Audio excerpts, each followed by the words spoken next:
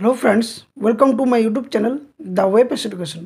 सो friends 2022 TET চাকরি প্রার্থীদের নিয়ে একটা গুরুত্বপূর্ণ আপডেট, সেটা হচ্ছে 2022 টেট চাকরি প্রার্থীরা এরপর কিন্তু ধর্ণা মঞ্চের জন্য কলকাতা হাইকোর্টের দ্বারস্থ হয়েছে।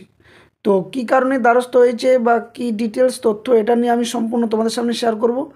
এবং তার সাথে সাথে বলে রাখি যে তোমরা জানো যে 10 তারিখে রাজ্যের বাজেট অধিবেশন রয়েছে এবং সেই বাজেটের ক্ষেত্রে দিয়ে 12 তারিখে সে বাজেট পেশ করা হবে।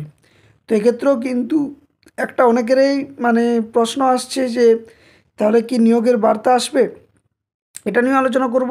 আর এই যে 2022 টেট চাকরি প্রার্থীর ধর্ণামঞ্চ, সেই ধর্ণামঞ্চ করার জন্য যে কলকাতা হাইকোর্টের দ্বারস্থ হয়েছে, তো এই মামলা কবে শুনানি রয়েছে, ম্যাট 1594 কেস আবার উঠতে চলেছে, এটা নিয়ে আলোচনা করব। বিএডদের পুরোপুরি বাদ দিল প্রাথমিক শিক্ষক নিয়োগে, তাহলে কোথায় বাদ দিল, কীভাবে বাদ দিল, এবং 2022 টেট ইন্টারভিউ ও আগামী কর্মসূচি নিয়ে সম্পূর্ণ তথ্য এই ভিডিওতে তোমাদের আলোচনা করব।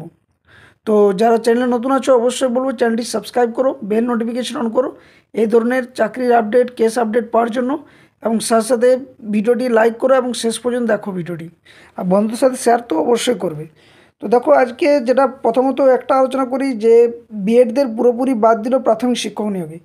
তো তোমরা জানো এর আগে যে রাজ্যের জন্য, যে রাজ্যের শিক্ষার প্রাথমিক স্তরে অর্থাৎ এলিমেন্টারি লেভেলে যে শিক্ষক শিক্ষিকা নিয়োগের ক্ষেত্রে যে যোগ্যতা, সেখানে কিন্তু 2 বছরের diploma in elementary education, diploma in elementary education অর্থাৎ ডিএলএড, এই ডিএলএডের যে কোর্স, সেই কোর্স সাথে সাথে কেউ যদি এইচএস বা গ্র্যাজুয়েশন, এই সমস্ত ক্যাটাগরি বা ক্রাইটেরিয়াগুলো ছিল।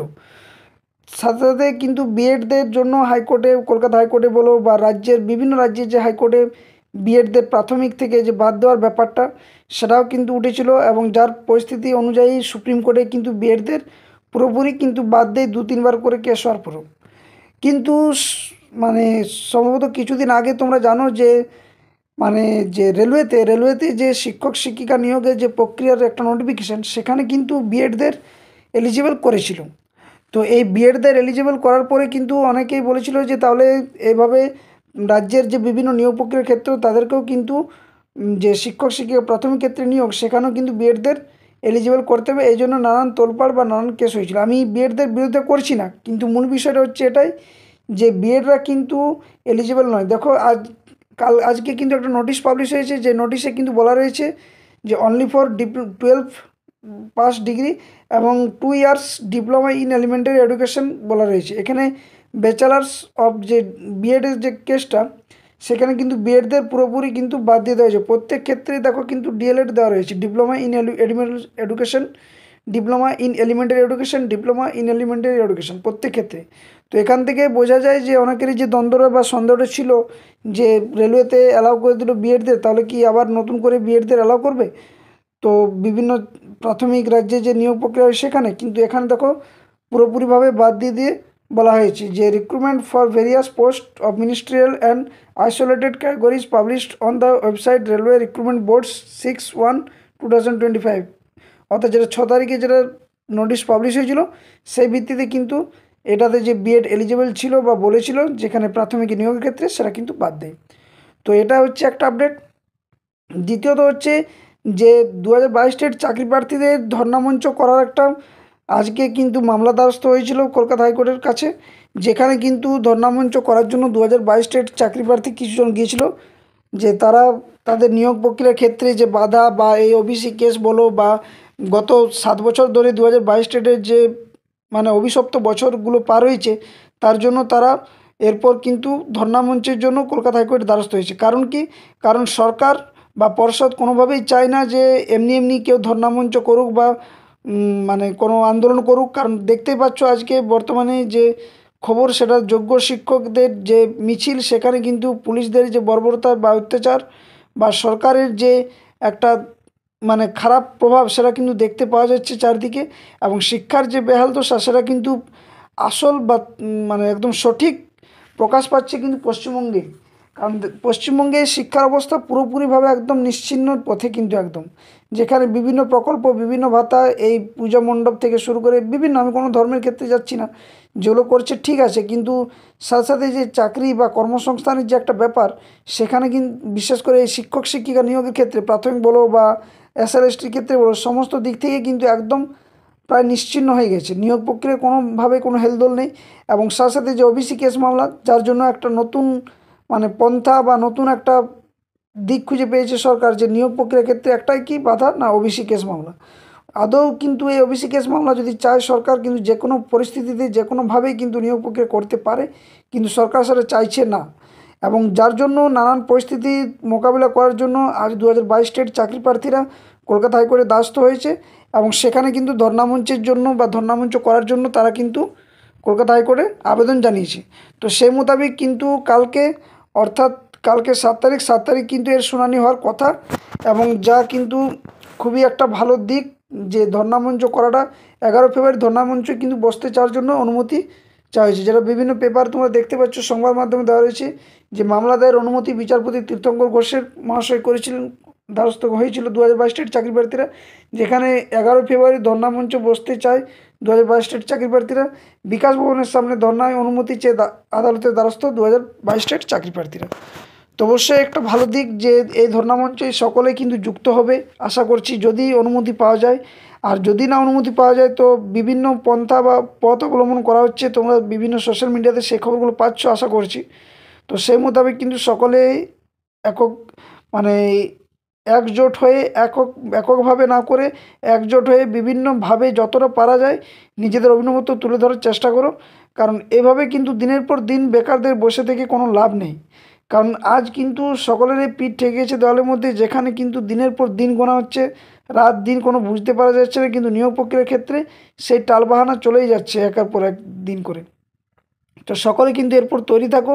আর বাজেটের যে ব্যাপারটা, বাজেট কিন্তু তোমরা জানো 12 তারিখে বাজেট পেশ হবে। সেই মোতাবেক কিন্তু একটা আপডেট আমি দেখছি, কিন্তু আদৌ জানি না, এসব আপডেট কিন্তু প্রায় চলে আসছে যে পেশ হতে চলেছে রাজ্য বাজেট। শিক্ষাবন্ধু, অঙ্গনওয়াড়ি, প্যারাটিচারদের বেতন বৃদ্ধি ও নিয়োগ ঘোষণার সম্ভাবনা রয়েছে রাজ্য বাজেটে। এবারে বিধানসভা বাজেট অধিবেশন শুরু হচ্ছে 10 ফেব্রুয়ারি থেকে। 12 ফেব্রুয়ারি বাজেট পেশ হবে। তাতে শিক্ষা ও সমাজ কল্যাণ ক্ষেত্রে বড় ঘোষণা করতে পারে মমতা বন্দ্যোপাধ্যায়ের সরকার। মনে করা হচ্ছে এবারে বাজেটে শিক্ষাবন্ধু, অঙ্গনওয়াড়ি কর্মী ও প্যারাটিচারদের বেতন বৃদ্ধি করা যেতে পারে। পাশাপাশি নতুন নিয়োগের ব্যাপারে ঘোষণার সম্ভাবনা রয়েছে। তো এই ধরনের আমরা খবরগুলো প্রায় পেয়ে থাকি এবং এগুলো আমাদের কাছে কোনো নতুন নয়। কারণ এই ধরনের বারবার যে ভুয়ো খবর বা যে প্রতিশ্রুতি বা মিথ্যা যে প্রতিশ্রুতি, সেটা দিনের পর দিন কিন্তু শিক্ষিত বেকারদের সাথে করেই চলছে। এবং যার কিন্তু কোনো সুরা এখনও পর্যন্ত হয়নি। ডাব্লিউপি থেকে শুরু করে, কেপি থেকে শুরু করে, WBSSC থেকে শুরু করে, WB টেট থেকে শুরু করে সমস্ত নিয়োগ প্রক্রিয়ার ক্ষেত্রে রাজ্যের কিন্তু বিভিন্ন টালবাহানা এবং বিভিন্ন প্রতিশ্রুতি এতদিন পর্যন্ত চলেছে। আর কোনো নিয়োগ প্রক্রিয়া সঠিকভাবে সঠিক সময়ে কিন্তু এখনও পর্যন্ত রাজ্য করতে পারেনি। আর আশা করছি এভাবে যদি সকলে বসে থাকো কিন্তু আর পারা যাবে না। আর আরেকটা ব্যাপার, সেটা হচ্ছে ম্যাট 1594 কেসটা, সেটা তোমরা জানো। আর বিশেষ করে ম্যাট 1594 নিয়ে বলছি না, তবে এটা কিন্তু 19 তারিখ অর্থাৎ 19শে ফেব্রুয়ারি উঠতে চলেছে। 18 ফেব্রুয়ারি ওবিসি কেস মামলা, 12 ফেব্রুয়ারি সামথিং, আই থিঙ্ক 12 ফেব্রুয়ারি কিন্তু 2017 এবং 2022 স্টেটের যে প্রশ্নমূল মামলা, সেটা নিয়েও কিন্তু একটা কেস রয়েছে। তো এই কেস আপডেটগুলো তোমরা অবশ্যই পেয়ে যাবে। আমি দেখা যাক সময় পেলেই সেগুলো শেয়ার করবো তোমাদের সামনে। তো চ্যানেলটি অবশ্যই সাবস্ক্রাইব করে পাশে থাকো, ওগুলোর খবর পাবে। তো এই 2022 স্টেট যে ইন্টারভিউ এবং আগামীতে একটা কর্মসূচি করা হচ্ছে, যারা হচ্ছে বেকারদের বইমেলার যে সময়, সেই বইমেলাতে একটা প্রতীকীভাবে বেকার 2022 স্টেট চাকরি প্রার্থীরা কিন্তু বিভিন্ন অভিনবত্ব দেখাতে চলেছে। তো সেখানে সমস্ত 2022 স্টেট চাকরি প্রার্থীদের বলবো যে সকলে একত্রিত হয়ে সেখানে নিজেদের যে অভিনব পন্থা, তোমাদের সকলের যে দাবি বা আমাদের সকলের যে দাবি, এতদিন যে বঞ্চনার কথা, সেখানে কিন্তু তুলে ধরতে হবে। এবং নানানভাবে নানান পথ অবলম্বন করে কিন্তু যে করেই হোক 2022 স্টেটে যদি নোটিফিকেশান আনতে না পারা যায় এই ভোটের আগে বা ভোটের মূল সময়ে, যদি 50,000 ভ্যাকেন্সি না আসা যায়, তাহলে কিন্তু কেস যে ব্যাপারগুলো ঘটছে দিনের পর দিন, তাতে করে নিয়োগের ক্ষেত্রে জটিলতা কিন্তু আরও পুনরায় করে বাড়বে। এটা কিন্তু সকলে মাথায় রাখো, কেউ কিন্তু আর ঘুমিয়ে থেকো না, কারণ অবস্থা কিন্তু অনেক খারাপ রয়েছে পরিস্থিতি একদম। নিয়োগ প্রক্রিয়ার ক্ষেত্রে কিন্তু আজ যে পরিস্থিতি দেখলে তোমরা, 26,000 চাকরি বাতিলের ক্ষেত্রে যারা যোগ্য শিক্ষক শিক্ষিকারা যারা পথে নেমেছিল, তাদের তোমরা সকলে বিভিন্ন সোশ্যাল মিডিয়া খবরে কিন্তু দেখেছো যে কী পরিস্থিতি চলছে। তো এই পরিস্থিতি কিন্তু শিক্ষার দিক থেকে একজন হবু শিক্ষক বা যারা, আমরা তো হবু শিক্ষকদের পেছনে যা তা হচ্ছে সেটা হচ্ছে, কিন্তু যারা চাকরি প্রার্থী, যারা চাকরি করছে, যারা শিক্ষক শিক্ষিকা, তাদের কাছে কিন্তু কীভাবে এই বর্বরতার মতো যে অত্যাচার চলছে সেটা কিন্তু তোমরা আজকে তার প্রতীকী রূপ কেন একদম বাস্তব রূপ তোমরা দেখতে পেলে এখানে। তো অবশ্যই কিন্তু এরপর তৈরি থাকো, নতুবা কিন্তু সম্ভব নয়। আর বিএডদের যে ব্যাপারটা তোমরা অনেকে কিন্তু বলছিলে যে রেলওয়েতে যেহেতু অ্যাপ্লিকেবল করে দিয়েছে, সেক্ষেত্রে রাজ্যেরও নিয়োগ প্রক্রিয়ার ক্ষেত্রে একটা হয়তো বাধার সৃষ্টি হবে যে বিএডরা ঢুকে পড়বে। তো এক্ষেত্রে তোমরা নিশ্চিত থাকো যে বিএডদের কিন্তু প্রবেশ নেই বললেই চলে। হয়তো বিএড যারা দেখছো ভিডিওটা হয়তো খারাপ লাগবে, কিন্তু বিষয়টা একদম পুরোপুরি সঠিক। তোমাদেরকে বলবো যে তোমরা নতুনভাবে এসএলএসটির জন্য আবেদন করো। যারা যোগ্য শিক্ষক শিক্ষিকার পথে রয়েছে তাদের সাথে যোগ দাও সকলে, যাতে করে নতুন নিয়োগের ক্ষেত্রে একটা সঠিক পথ বা পন্থা সরকার কিন্তু বেছে নিতে বাধ্য হয়। সেই পরিস্থিতি কিন্তু ক্রিয়েট করো, নতুবা কিন্তু সম্ভব নয়। ওকে, তো এই আপডেটগুলো তোমাদের সামনে আমি শেয়ার করলাম, যদিও ভিডিওটা সেরকমভাবে তোমাদের সামনে উপস্থাপন করলাম না, অনেক কিছু আরও তথ্য ছিল, তো ভিডিওটা বড় হয়ে যাবে। তাই পরবর্তী আপডেটগুলো অবশ্যই তোমাদের সামনে শেয়ার করব। অনেক কিছু আরও আপডেট রয়েছে। তো ভিডিওটি যদি ভালো লেগে থাকে অবশ্যই ভিডিওটি লাইক, বন্ধুর সাথে শেয়ার করো। আর যারা চ্যানেলে নতুন আছো অবশ্যই সাবস্ক্রাইব করে বেল নোটিফিকেশন অন করো। ধন্যবাদ, জয় হিন্দ।